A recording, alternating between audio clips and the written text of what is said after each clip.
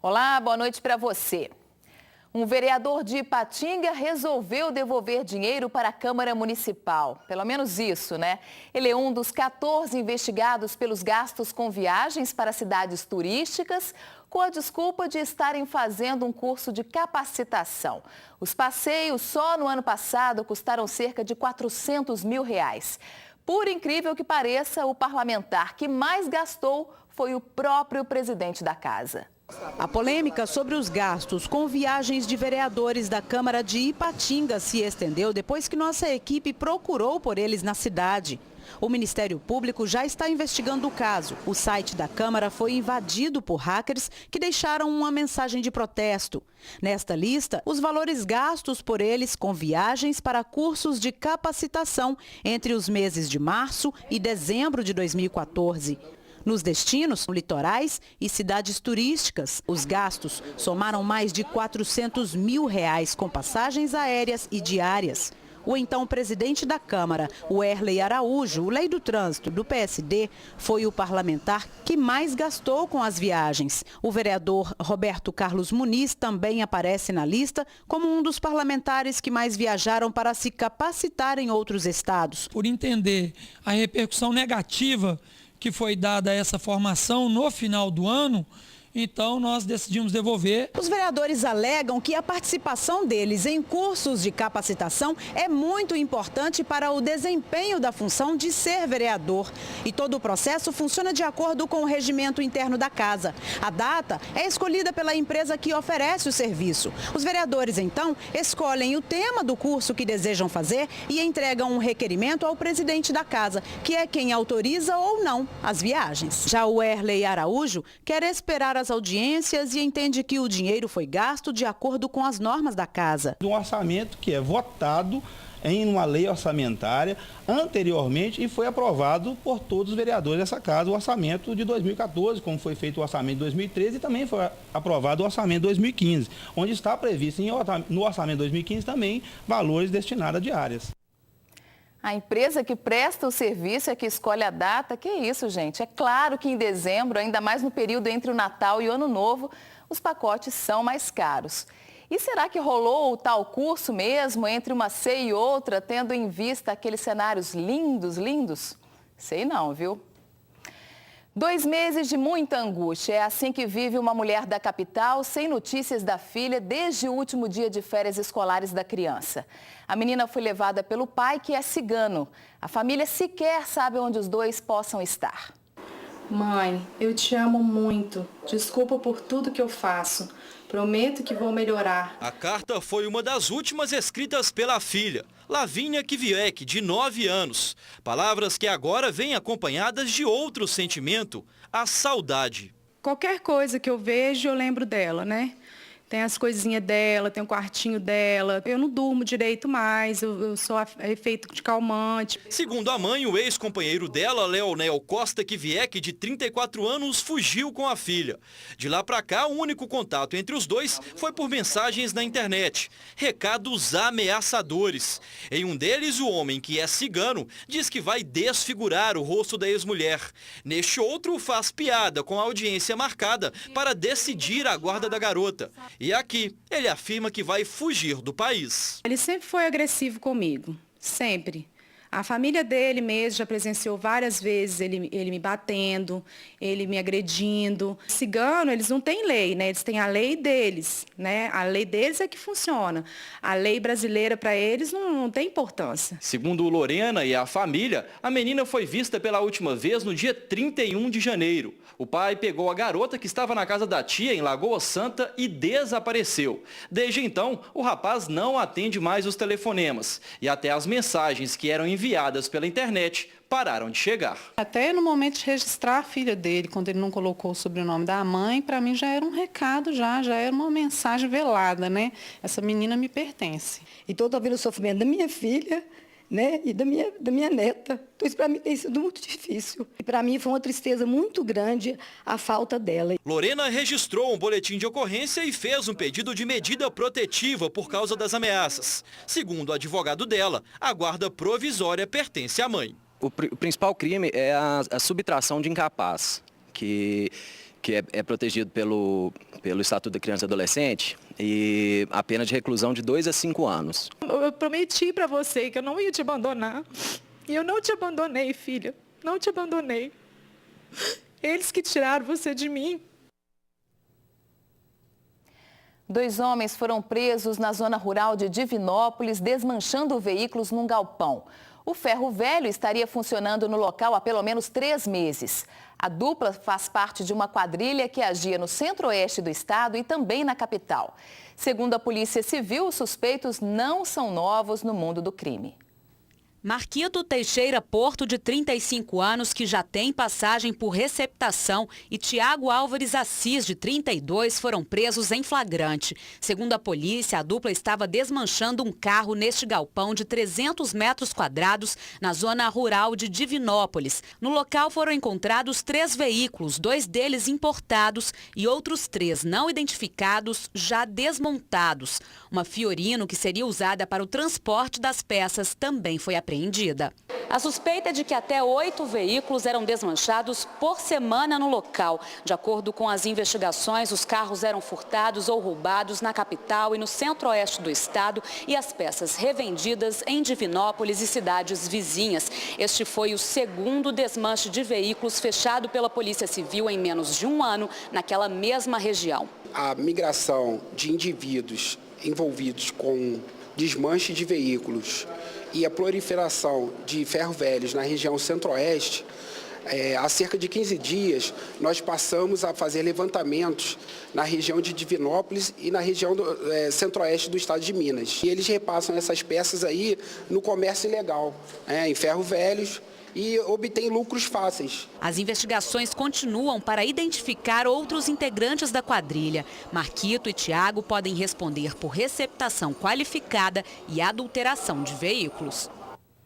Depois dessa apresentação, a Polícia Civil aproveitou para divulgar números de furtos e roubos de veículos somente em BH. Em janeiro e fevereiro deste ano, o índice caiu quase 49% em relação ao mesmo período do ano passado. Em 2014, foram 1.583 registros. Agora, em 2015, foram 812. A criminalidade anda solta no bairro Ouro Preto, em BH. O Jornal da Alterosa vem alertando para isso há um tempão. Os comerciantes são os mais visados. A última ocorrência foi registrada num lava-jato. O rapaz limpava o veículo nesta garagem quando 2 homens se aproximaram e anunciaram o assalto. O bandido de blusa vermelha puxou a arma e mostrou para a vítima que foi rendida. Os criminosos pegaram o carro e saíram tranquilamente.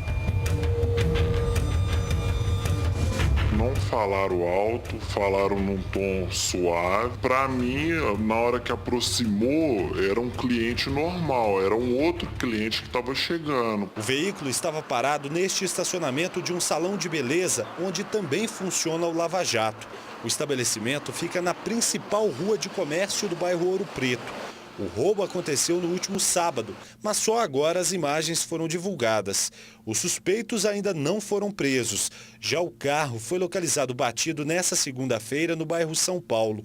Os comerciantes da região estão preocupados. Assalto a pedestre, assalto na padaria, assalto a carro. Castelo e Ouro Preto são bairros que estão bem visados mesmo e a segurança ela tem que ser reforçada. Este comerciante resolveu usar a tecnologia para tentar se proteger. Ele e outros empresários montaram uma rede de contatos pelo WhatsApp. Em casos suspeitos, avisam imediatamente a polícia. Os comerciantes, eles são cadastrados, mandam até foto dos caras, porque aí você já está sabendo a cara do marginal. Continuam foragidos os homens que participaram do assassinato de um motociclista em Porteirinha, no norte de Minas. Ele e a namorada foram baleados numa avenida movimentada da cidade, em plena luz do dia. As imagens foram gravadas na Avenida Governador Valadares, no centro da cidade. Um homem pilota uma moto com a namorada na garupa. De repente, 2 rapazes em outra motocicleta chegam atirando. O casal cai da moto. As imagens não mostram, mas a mulher é atingida por um tiro e se esconde dentro de uma loja. Já o condutor tenta correr, mas é atingido por vários tiros nas costas e morre no local. De acordo com a polícia, o estado de saúde de Clara Rayane Silva Almeida Andrade, de 19 anos, é estável. Ela informou aos militares que havia buscado o namorado, Arnaldo de Souza, de 27 anos, momentos antes na cadeia pública da cidade, onde ele cumpria pena por tráfico e furto. A PM disse ainda que a suspeita é de que o crime tenha relação com o tráfico de drogas. Ninguém foi preso. A Polícia Civil indiciou uma dupla pela morte de um fiscal da Prefeitura de BH. O crime foi em frente a um supermercado no bairro Caiçara, em maio do ano passado. Os acusados já tinham passagens por tráfico, roubo, receptação e homicídio, inclusive. O circuito de câmeras do supermercado, onde o fiscal da prefeitura fazia compras com a família, mostrou um dos assassinos, Lucas Damasceno Alves, de 21 anos, próximo a uma banca de frutas. Logo depois, o comparsa de boné vermelho, um menor de 17, viu que na rua acontecia uma confusão. Era Lucas em luta corporal com a vítima, que foi confundida com o segurança da loja. A mulher e os 2 enteados de Sidney Braz de Azevedo, de 46 anos, saíram do estabelecimento e presenciaram o crime. De acordo com as investigações, do lado de fora do supermercado havia um terceiro homem que estava em um Palio vermelho. Ele deu fuga aos comparsas, mas minutos depois bateu o carro em outro veículo. Testemunhas conseguiram anotar parte da placa e passaram para a polícia. Os investigadores identificaram o veículo clonado por meio de uma multa. Dias depois, Brendo Augusto de Oliveira Martins, de 21 anos, foi preso pela PM com o mesmo carro usado na fuga. A partir do Brendo, as investigações centralizaram no Brendo, a partir do Brendo a gente descobriu os demais. Brendo e Lucas têm uma extensa ficha policial. Já se envolveram em crimes como homicídio, tráfico de drogas, roubo e receptação. Eles negaram participação no latrocínio. Isso aí não tem nada a ver não, se esse carro aí apareceu pra mim, eu nem sabia de nada disso não. Mas apareceu como? Caiu do céu? Não tinha nada a ver com isso não. O menor foi apreendido. Ainda de acordo com a polícia, esse não foi o primeiro assassinato que os 3 cometem juntos. Em julho do ano passado, mataram a facadas uma garota de programa identificada como Rafaela Cristina de Souza dos Anjos, neste prostíbulo no centro de Belo Horizonte. Ela foi identificada como traficante de drogas no prostíbulo em que ela trabalhava no centro da cidade, e tudo indica que ela tinha dívidas e que até chegou a pagar essas dívidas, mas resolveu não mais traficar e esse foi o motivo da morte dela. Está preso o casal suspeito de matar um idoso em Veríssimo, no Triângulo. O corpo da vítima foi encontrado parcialmente carbonizado. A suspeita é de crime passional. Marcos Antônio Fernandes, de 51 anos, é o principal suspeito da morte de Antônio Cândido Ferreira, de 64. O vaqueiro confessou o crime e disse que matou o homem a pedido da namorada, Anilda Aparecida da Cruz, de 48 anos, que também está presa. A polícia vai investigar agora qual a participação de cada um dos suspeitos no crime. Por enquanto, tudo indica que a morte de Antônio tenha sido por motivo passional. Estamos analisando outras vertentes, investigatórias. Mas o principal motivo, aparentemente, é passional. Foi um crime, é um homicídio premeditado, pensado e consumado na data de domingo. Motorista foi encontrado morto dentro de casa na cidade de Veríssimo. O corpo dele estava parcialmente queimado. Segundo testemunhas, o idoso e os 2 suspeitos foram vistos num bar ingerindo bebida alcoólica horas antes do crime. O motorista foi levado até em casa pelos 2 suspeitos. Minutos depois, o casal comprou gasolina num posto de combustível. Marcos teria retornado à casa e ateado fogo na vítima. O que pode ter acontecido por ter sido ateado fogo na vítima e ela não ter tentado evadir ou tentado lutar contra isso, poderia estar num estado de embriaguez altíssimo, inclusive desmaiado. Deve terminar a qualquer momento o julgamento da médica que fez parte do bando da degola. O grupo é responsável pela morte e decapitação de 2 empresários. O crime foi há 5 anos num apartamento no bairro Sion, aqui em BH. A família da médica compareceu ao fórum, mas ninguém quis gravar a entrevista. Gabriela Ferreira Correia da Costa parecia tranquila. A médica é acusada de 9 crimes, entre eles duplo homicídio, ocultação de cadáver e formação de quadrilha. Ela chegou a ficar presa, mas respondia ao processo em liberdade. Gabriela é apontada como integrante da quadrilha que extorquiu e decapitou os empresários Raider Santos Rodrigues, de 39 anos, e Fabiano Ferreira Moura, de 36. Os dois foram sequestrados, obrigados a sacar dinheiro e degolados em um apartamento no bairro Sion, em abril de 2010. Os corpos foram desovados em Nova Lima. O conselho de sentença foi formado por 6 mulheres e um homem. 4 testemunhas foram arroladas, uma de acusação e 3 de defesa, entre elas um amigo de faculdade de Gabriela. Durante o interrogatório, Gabriela contou que fez na época transferências bancárias para Frederico, considerado o mentor dos assassinatos, porque teve por ele amigos e parentes ameaçados de morte. Outros 6 envolvidos nos assassinatos já foram julgados e condenados. Frederico Flores foi sentenciado a 39 anos de prisão. E a sentença saiu há pouquinho. Ela foi condenada a 46 anos e 6 meses de cadeia e vai recorrer em liberdade. O Ministério Público vai investigar e cobrar explicações da Prefeitura de BH sobre um desnível de 2,5 cm constatado entre as vigas do viaduto que fica na Avenida Portugal, sobre a Pedro I, em Venda Nova. Ele será interditado. Madeiras foram colocadas no vão entre a base e a alça do viaduto Gil Nogueira, na Avenida Portugal, em frente à estação do MOVE da Pampulha.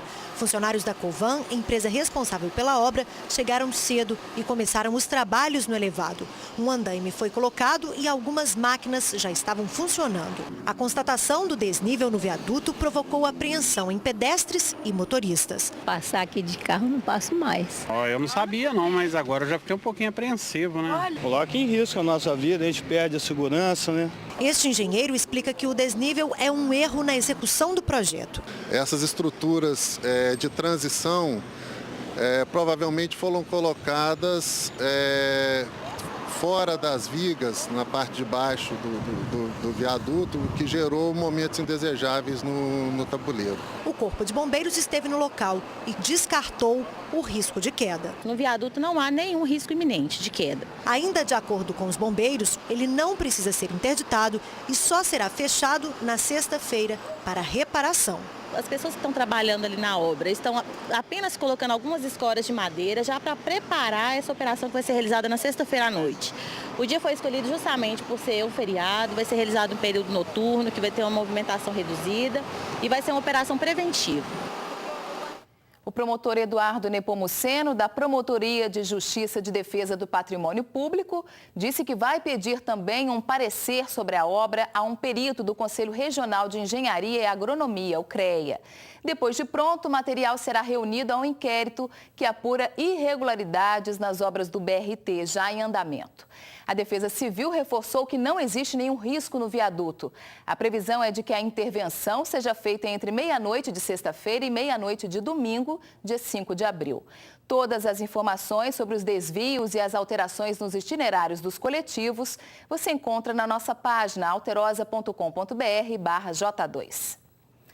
Os riscos de acidentes na MG30 em Nova Lima foram tema de uma audiência pública na Assembleia Legislativa. Radares eletrônicos desligados e o tráfego de caminhões de minério favorecem as ocorrências. A discussão principal foi o trânsito de carretas no trecho urbano da estrada. Representantes dos moradores de Nova Lima cobraram providências do poder público para que o termo de ajustamento de conduta assinado por uma mineradora seja cumprido. Segundo eles, o documento determina que os veículos que transportam minério usem um trajeto alternativo, o que não estaria sendo feito. As carretas estão transitando 24 horas por dia, eles falam que não é 24, é 24 horas por dia, com 27 toneladas ou mais por eixo, passando no centro na entrada do centro de Nova Lima, por todos os condomínios, pelas curvas da 030. Nós temos que equacionar esses problemas em defesa e garantia não só da mobilidade urbana, mas sobretudo da vida. O Jornal da Alterosa já flagrou carretas em alta velocidade na MG30 e registrou acidentes graves na região. No mês passado, uma batida entre um caminhão e um ônibus deixou 19 19 feridos e um morto.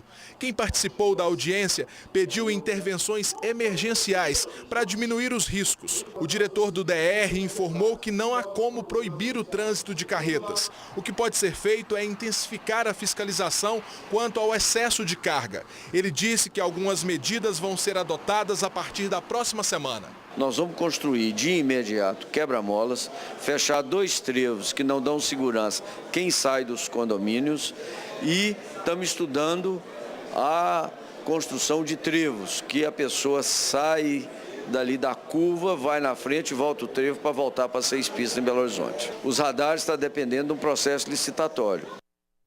Um caminhão capotou e caiu no Riacho das Areias, em Betim. O acidente foi na Avenida Juiz Marco Túlio Isaac, no bairro Laranjeiras.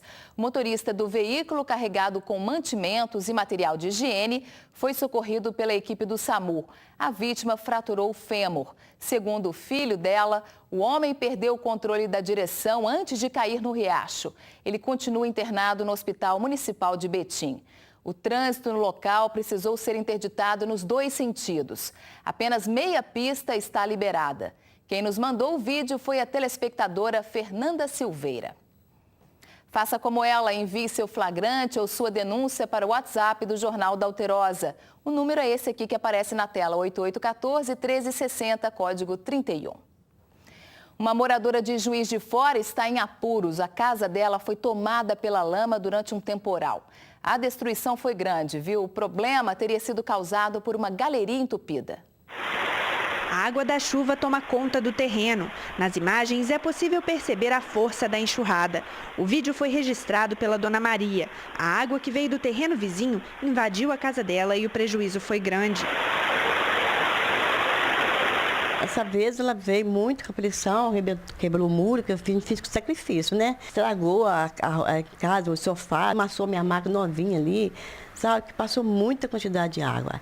E os vizinhos teve que ajudar a tirar a água dentro de casa. Segundo os moradores, a prefeitura construiu ao lado do imóvel uma galeria para escoar a água da chuva, mas eles reclamam que ela está entupida e não suporta o volume de água que desce do terreno de cima. Eu feliz, já limpei, já tirei a sujeira, né? Garrafa, porque desce muita sujeira da casa de cima também. Depois disso, dona Maria convive com o medo da chuva e espera uma solução. Vim arrumar o meio-fio ali e tirar essa água, senão minha casa vai cair. Eu estou mais prejudicada aqui.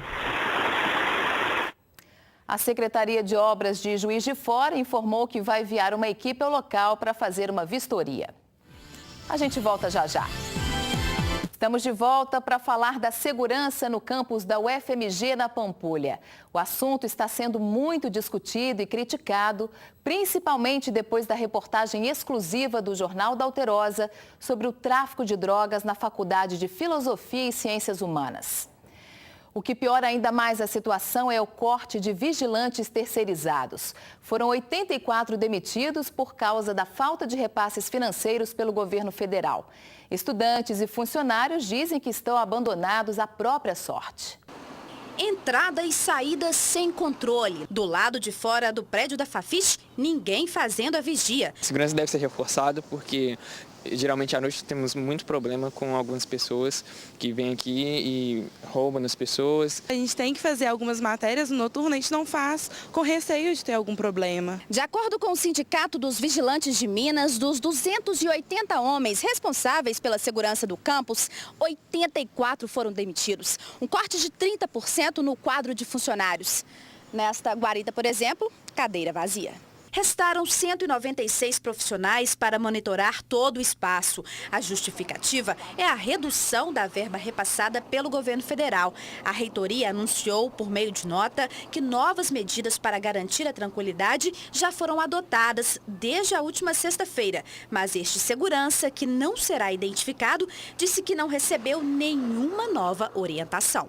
Não preste passado nada. E confirma, o consumo de drogas em toda a UFMG é constante. A gente não tem muito o que fazer, como fazer. A gente é limitado até na hora de a gente atuar assim de forma mais efetiva, né? Porque não cabe a nós. Até mesmo não tem muito apoio os maiores, né? Aqui é uma bomba relógio. Até aqui mesmo, dentro da biblioteca, já cheguei a fazer trabalho e ter gente usando droga lá dentro. Segundo a Polícia Militar, rondas preventivas são feitas todos os dias pelas ruas da UFMG. Mas nessa manhã não encontramos nenhum policial por aqui. Entre os estudantes, a atuação da PM no ambiente acadêmico divide opiniões. A gente precisa reavaliar a segurança aqui, mas definitivamente não é com a presença da Polícia Militar, por exemplo. A PM dá uma segurança melhor e eu acho que a gente se sente muito mais seguro aqui com ela. De acordo com a assessoria da UFMG, os vigilantes contratados não receberam nenhuma orientação diferente do trabalho que fazem no campus. Ficamos por aqui hoje. Obrigada pela sua companhia. A gente volta amanhã às 6h45. Meus contatos aparecem aí na tela. Ana Cris Pimenta no Twitter e Ana Cris Pimenta TV no Instagram. Me siga lá, dê opiniões sobre o jornal e mande sugestões de pauta também. Estou te esperando, hein? Boa noite para você. Tchau.